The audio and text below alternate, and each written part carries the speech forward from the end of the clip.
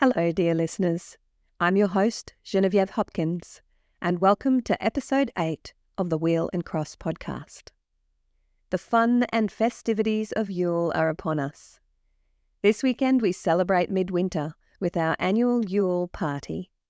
The food is being planned and prepared, and the Yule Tree stands decked in its sparkling glory. The Yule Log, or ashen faggot in our household, is decorated and ready for its big night. The orange slices have been dehydrated and strung. The Podłaźniczka is hanging over our dining table, and the Badnjak has been made and sits in the rafters over our kitchen. This week's episode explores the traditions of the Yule Log and its Eastern European cousin, the Badnjak. It also dives into the history and folklore of the Yule, or Christmas tree, the Polish Podłaźniczka and Yule candles.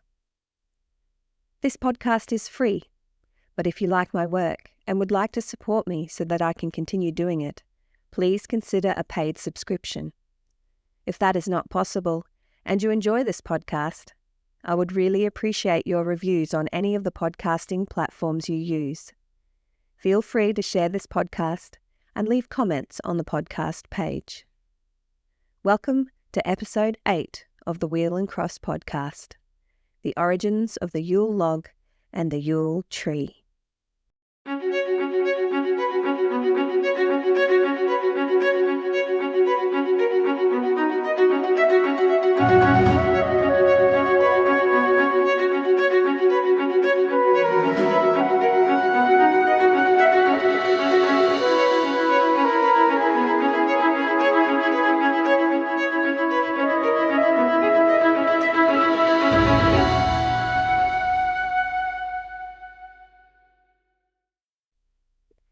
As always, I would like to acknowledge the custodians of these lands on which I work and live in Australia's capital region, the lands of the Ngunnawal and Ngambri people, and I pay my deep respects to their elders past, present and emerging, and to all First Nations across Australia.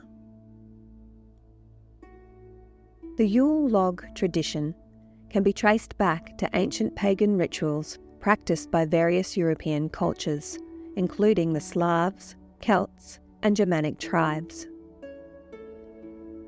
One of the earliest recorded references to the Yule Log comes from Norse mythology. In the Norse tradition, the trunk of an oak tree was cut down and brought inside at the winter solstice.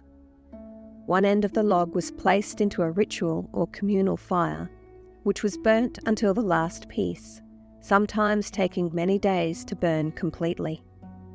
The Norse called this log the Yule Log, or Juleblot, Yule sacrifice, and it was burnt in honour of Thor, the god of war, thunder and lightning.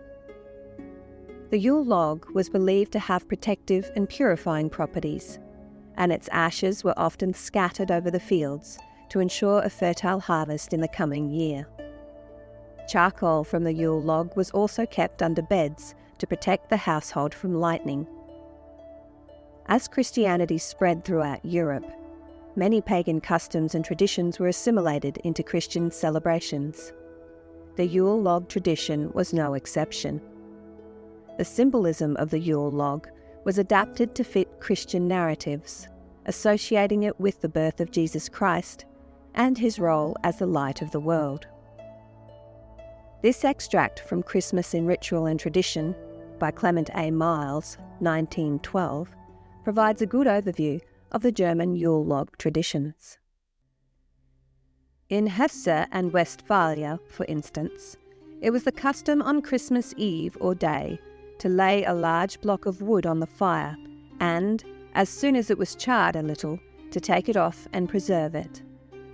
When a storm threatened, it was kindled again as a protection against lightning. It was called the Christbrand.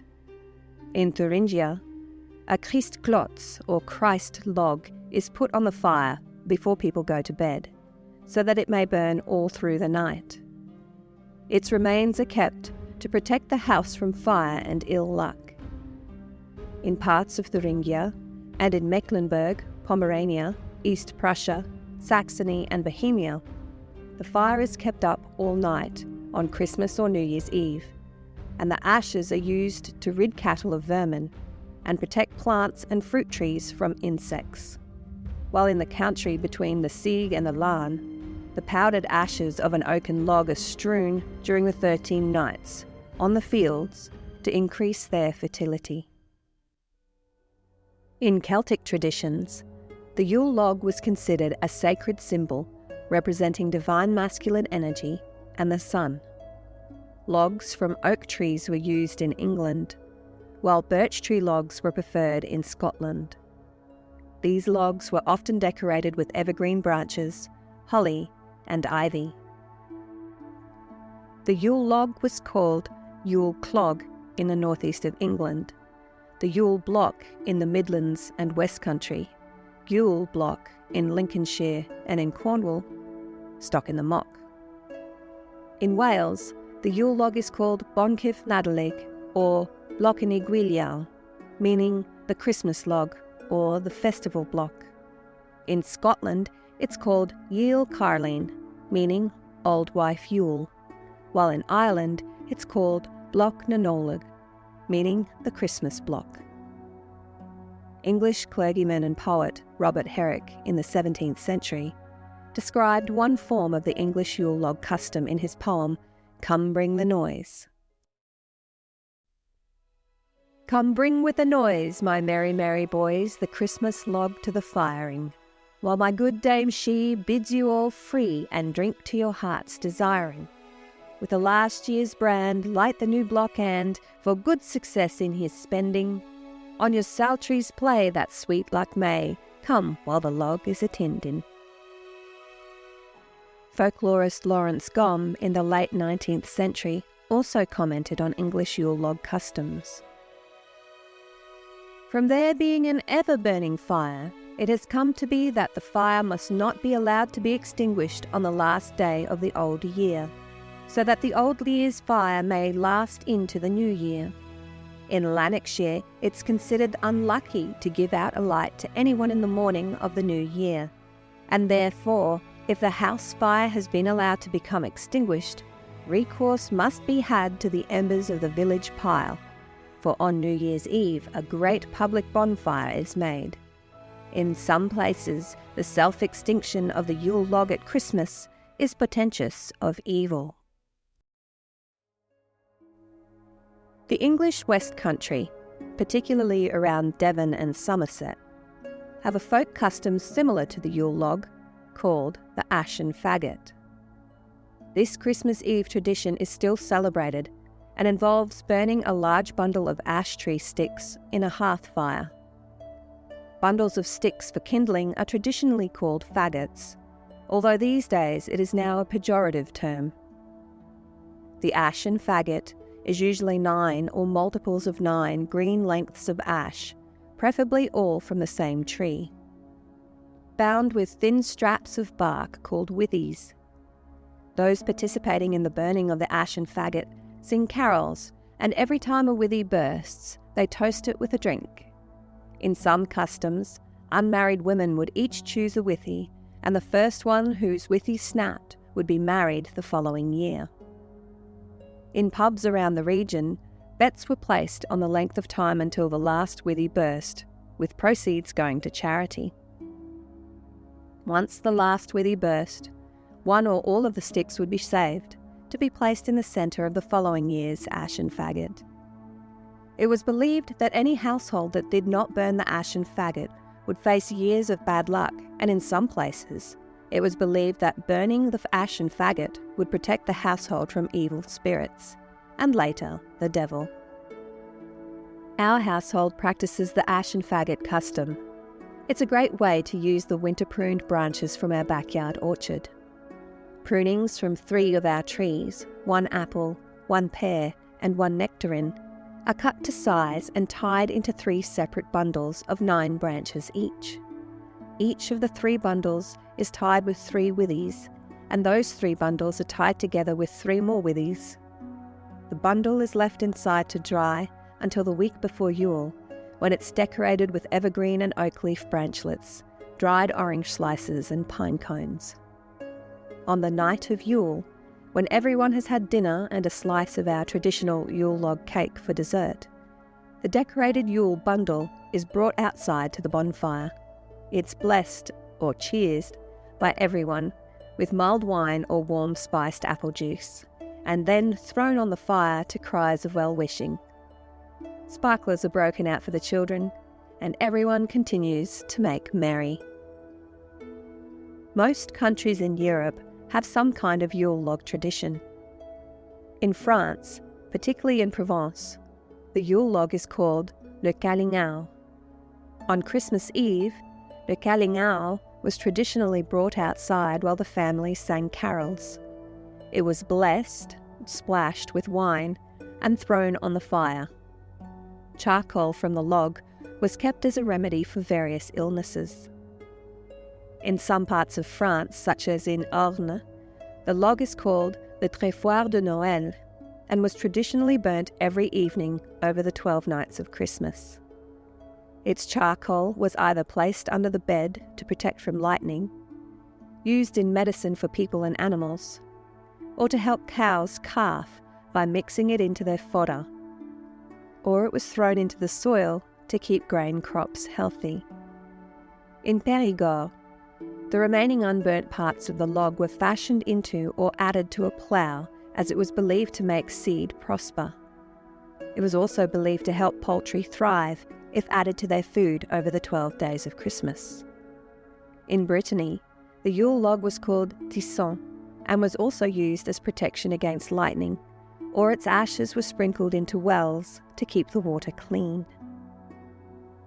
When traditional hearths began to disappear from French homes and were replaced by wood-burning stoves, the burning of the Yule log was replaced by the sweet and much more tasty bûche de Noël, or Yule log cake, which has been explored in a previous episode, episode 6, Winter Feast.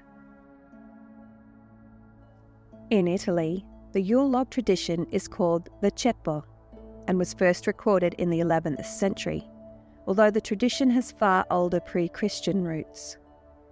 Christmas in Tuscany was once called the Festa di Ceppo, or the Feast of the Log. In the Tuscan village of Gorfigliano, the tradition of Natalecci is celebrated on Christmas Eve. Tall chestnut tree trunks are mounted on most of the prominent hills around the village and piled high with juniper branches. At nightfall, the juniper branches are set alight and the bonfires flame into huge torches while the village's church bells ring out. More commonly throughout Italy, a large log was brought into family homes and laid in their hearth on a bed of juniper. Led by the head of the household, everyone would sing Ave Maria del Ceppo, and the children danced while the log was blessed with offerings of wine and coins before being set alight. In some places, blindfolded children would beat the ceppo with sticks or pincers. Similar to the Yule log traditions of other European countries, the ceppo was believed to bring good luck. Misfortune, mistakes, and bad choices were burnt in the ceppo's flames, wiping the slate clean for the new year.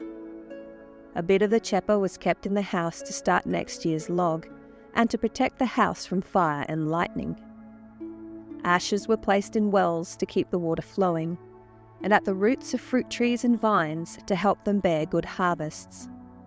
However, it was considered an ill omen if the fire went out before the end of the night, as it heralded tragedy for the family in the coming year. If the flames cast someone's shadow without a head, it was an even worse omen, as that person would supposedly die within the year. In some regions of Italy, the ceppo evolved into tiered shelves in the shape of a tree, known as the Tree of Light. The bottom shelf displayed the family's treasured presepio, which is the crèche or nativity scene, and the remaining shelves displayed greenery, fruits, nuts, and presents. The top of the ceppo was usually adorned with an angel or star.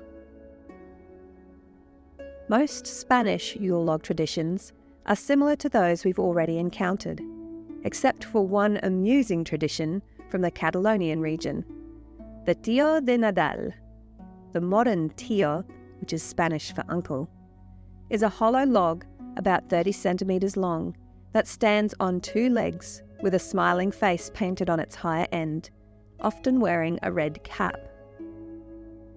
From the Christian feast of the Immaculate Conception on December 8 until Christmas Eve, children are tasked with taking care of the tío by keeping it warm with a blanket and feeding it every day with offerings of fruit, vegetables, and drink. On Christmas Eve, the children are sent into another room, usually the kitchen, while the adults fill the log with small gifts and lollies. The children are then allowed back into the lounge room where the tío is usually located and proceed to beat the log with sticks while singing a special song, demanding the tío poop, presents and treats. One person puts their hand under the blanket and takes a treat before the beating and the singing starts again. The presents and treats are communal and enjoyed by the entire family, while the bigger and individual gifts are given on January 6, the day of Epiphany. The tío is popularly called caga tío, which means pooping or shitting uncle. Here are the joyously irreverent lyrics to the caga tío song, first in Catalan and then in English.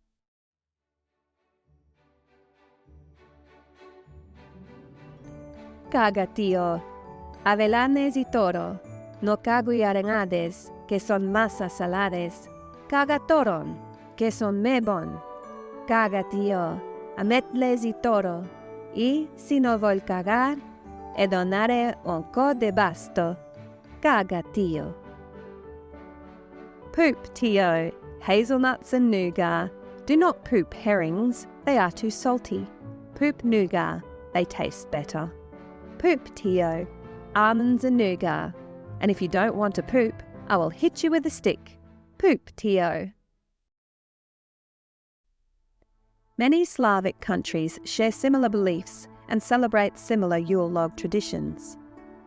In Serbia, Croatia and Montenegro, the Badnjak log, which was considered to be a person or representation of the ancestors, was cut from young oak trees on the morning of January 6, which is Christmas Eve in the Julian calendar. Splinters from the tree felling were taken home and placed where prosperity was most desired, such as beehives in the hen roost or the dairy room. The Badnjak stump was blessed with grain, bread and wine, or rakia, fruit brandy, and the log was brought back to the house, lent near the front door, and decorated according to local custom. In the evening, it was ceremonially brought into the house and burned in the hearth. It was customary for the Podłaźniczka, the first person to visit the family on Christmas Day, to strike the Badnjak repeatedly to make as many sparks as possible in order to bring good fortune and joy to the household. Some regions believe that no family members should fall asleep before the log is split or burned through by the fire, lest they die, without warning, in the coming year. The splitting of the log by the fire was celebrated with wine and toasting. After the log was split by fire, the thinner end was kept in the fire to continue burning, while the thicker end was taken out and used according to local customs, such as making crosses from the wood, and those crosses then placed under the eaves, on the fields, in the meadows, vineyards, orchards, and apiaries. The celebration of the Badnjak began as a family custom and became a more public celebration, held in military barracks and eventually churches and royal palaces. Although most Serbs, Croats and Montenegrins no longer have hearths to burn large logs, they maintain the tradition of the Badnjak by mounting twigs of oak with brown leaves still attached to a place of significance in their households. The Yule log tradition in Scandinavian countries was eventually supplemented or replaced by a large candle lit on Yule Eve and kept burning throughout the holiday festivities. The lighting of the Yule candle is often done as a family ritual. It's believed to bring light, protection, and blessings to the home during the dark winter months. The candle is placed in a prominent location, such as a window or a central spot in the living room, where it can be seen and enjoyed by all. In some Scandinavian countries, such as Sweden and Norway, it's common for families to have a special candle holder called a julestak to hold the Yule candles. The julestak is typically made of wood or metal and often has decorative elements like stars or angels. Alternatively, candles are placed on a decorated wreath. The Yule candle is also associated with certain customs and superstitions. It was believed that if the candle burns brightly and steadily, it signified good luck and a prosperous year ahead. However, if the flame flickered or went out, it was considered a sign of impending misfortune. To prevent this, some people placed a coin under the candle or practiced other rituals to ensure its uninterrupted burning. These days, the Yule candles are often electric to avoid distinctly unfestive house fires and bad luck from flickering flames. If you can't cut down a whole tree and burn it indoors in a giant hearth, why not decorate your own Yule log or make an ashen faggot for your fireplace or fire pit? If these options aren't possible, light some Yule candles or turn on some electric candles this winter to celebrate an ancient Yule tradition that still resonates with meaning and enjoy the hygelig atmosphere of the season. The tradition of bringing an evergreen tree into the house and decorating it is a key feature of the Christmas or Yule season and is related to the Yule Log tradition. In my household, I love this tradition so much that the tree is up twice a year, to celebrate Yule and midwinter throughout July, and again for our Australian Christmas celebrations in the middle of summer. Each occasion has a different theme and different decorations. Golds, reds, oranges, evergreens, toadstool mushrooms, winter-themed and Northern Hemisphere symbols for Yule. And for our Aussie Christmas, gold and turquoise, candy canes, eucalyptus leaves and branches, wattles, callistemons, Australian native animals, and decorations made by my children. The tradition of the Yule or Christmas tree as we know it today has its roots in ancient pagan customs and religious symbolism. As we've discovered in previous episodes, the use of evergreen trees such as firs, spruces, and pines in winter celebrations can be traced back to ancient civilizations, including the Romans, Germanic peoples, and Celts. These cultures believed that evergreen trees symbolized life and fertility even in the midst of winter. They would decorate trees with ornaments and candles as a way to honor the winter season itself and the winter spirits or gods associated with the season. Some scholars believe the Christmas tree tradition evolved from the pre-Christian Germanic Yule Log traditions. Others believe that the modern tradition of the Christmas tree can be directly traced back to Germany in the 16th century. According to popular Christian folklore, the Protestant reformer Martin Luther was inspired by the beauty of the stars shining through the evergreen trees while walking through a forest one winter evening.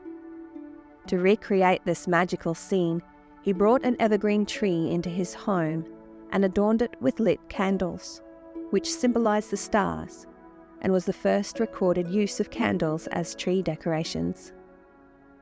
However, there are earlier references to decorating Christmas trees in Guildhall records from the 1400s in northern Germany, and what is now Estonia and Latvia, where such trees were decorated with sweets for the enjoyment of the guild apprentices and their children.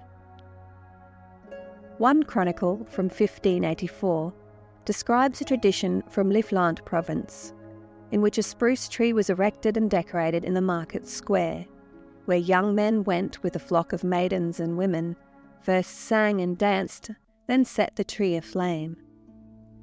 In Eastern Europe, an old Slavic pre-Christian folk tradition was practiced by peasants until the early 20th century, where the branch of a fir, spruce or pine tree, called Podłaźniczka, was suspended from the rafters of the home, usually above the dinner table, for the celebration of the Kolyada winter festival. Although the Christmas tree has become popular in Eastern Europe, it has not fully supplanted the Podłaźniczka, which is again becoming popular with the revival of folk practices. A German folktale about the Christmas fairy claims fairies brought the first Christmas tree to the city of Strasbourg. It was retold by Francis Jenkins Olcott in his book Good Stories for Great Holidays, published in 1914.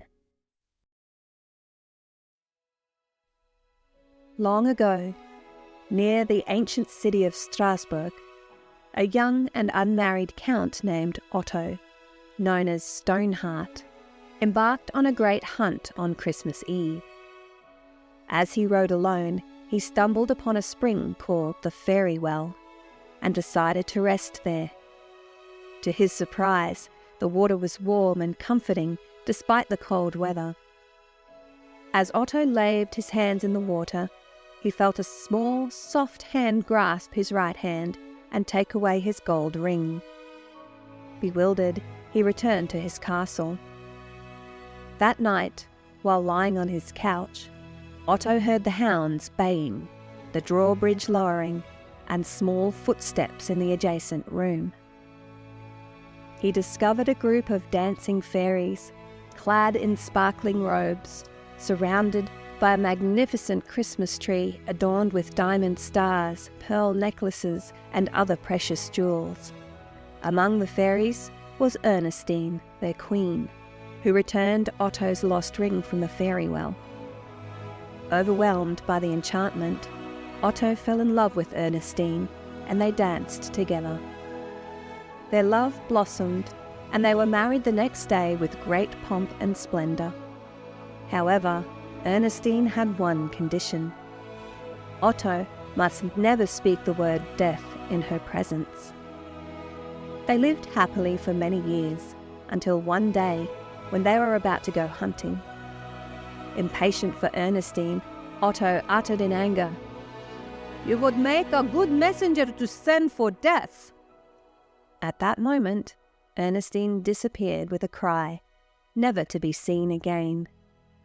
Deeply remorseful, Otto searched in vain for his beloved.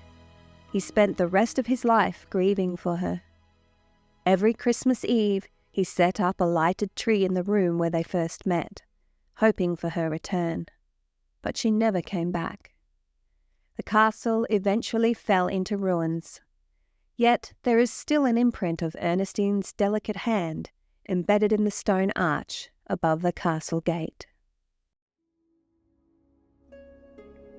Hans Christian Andersen wrote a rather sad story about the fate of a fir tree cut down and used as the Christmas tree before being discarded. It's too sad to repeat, but he does describe the beauty of the Christmas tree and how they were traditionally decorated by the upper classes in the 1800s. The fir tree was put into a great tub filled with sand. The servants and the young ladies also decked it out. On one branch they hung little nets, cut out of coloured paper. Every net was filled with sweetmeats. Golden apples and walnuts hung down as if they grew there, and more than 100 little candles, red, white and blue, were fastened to the different boughs. Dolls that looked exactly like real people, the tree had never seen such before, swung among the foliage, and high on the summit of the tree was fixed a tinsel star. It was splendid, particularly splendid. Hans Christian Andersen, The Fir Tree. In German and Eastern European folklore, there is a charming story that explains the origin of decorating Christmas trees with tinsel and the presence of spider decorations on the tree. One version of the story goes that once there was a poor family who couldn't afford to decorate their Christmas tree. As the family slept on Christmas Eve, spiders in the house heard their wishes for a beautiful tree. During the night, the spiders spun intricate webs all over the tree, covering it with their delicate silk. In the morning, the family was delighted to discover their tree covered in gossamer webs, which shimmered gold and silver in the sunlight. From then on, it was believed that spiders brought good luck and prosperity, and their webs were considered a symbol of Christmas magic and beauty. Here's another lovely version of the story from agrilife.org. The story is about two mothers, one a peasant woman, the other a mama spider, both struggling to provide for their young children. On Christmas Eve, the woman went into the forest and came back with a small fir to serve as a Christmas tree. She discovered that a spider had made a home for her babies among the fir's branches, but the woman didn't have the heart to sweep them away. The spider discovered that the woman was too poor to decorate the tree, let alone place presents beneath it, and hatched a plan out of gratitude and kindness. Later that night, when the woman and her children went to bed, the spider spun sparkling webs all throughout the fir tree's branches. In the morning, the children woke up to the thrilling sight of a Christmas tree draped in the most exquisite, shimmering gossamer.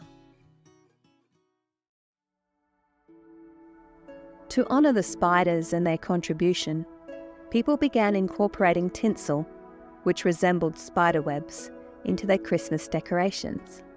Tinsel strands were hung on the tree to recreate the sparkling effect of spider webs and to symbolise blessings of good fortune, happiness, and abundance.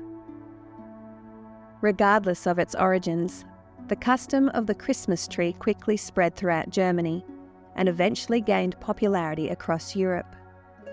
German merchants imported the Christmas tree tradition into Britain in the early 1800s, where it quickly replaced what was once the centrepiece of English Christmas decor, the kissing branch or bough, an evergreen branch decorated with lit candles, apples, and a branch of mistletoe.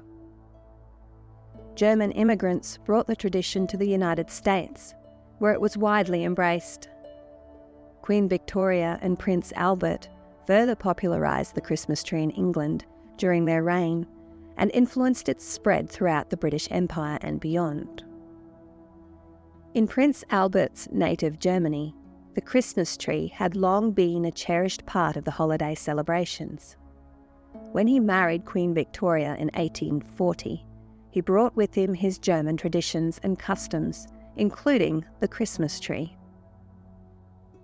An illustration published in the Illustrated London News in 1848, depicting Queen Victoria, Prince Albert and their children gathered around a decorated Christmas tree, helped to popularise the tradition in England. The image struck a chord with the public, showcasing a royal family engaged in a joyful Christmas celebration centred around a beautifully adorned tree. The Christmas tree quickly gained popularity among the upper classes and soon spread to the middle and working classes, as well as the colonies and territories under British rule. The Christmas tree became an integral part of Victorian Christmas celebrations, reflecting the era's focus on family, sentimentality, and nostalgia. The custom of decorating the tree with candles, ornaments, tinsel, and small gifts became more elaborate and widespread, further fueling the popularity of the tradition. Their influence not only contributed to the cultural significance of the Christmas tree, but also helped to shape the way Christmas is celebrated to this day. Today, the Christmas tree, or Yule tree, is a central and cherished Christmas or Yule tradition that brings families together as they gather to decorate the tree. It serves as a focal point for festive celebrations and embodies the spirit of the season. I hope you are all looking forward to your own Yule, midwinter, or Christmas in July celebrations.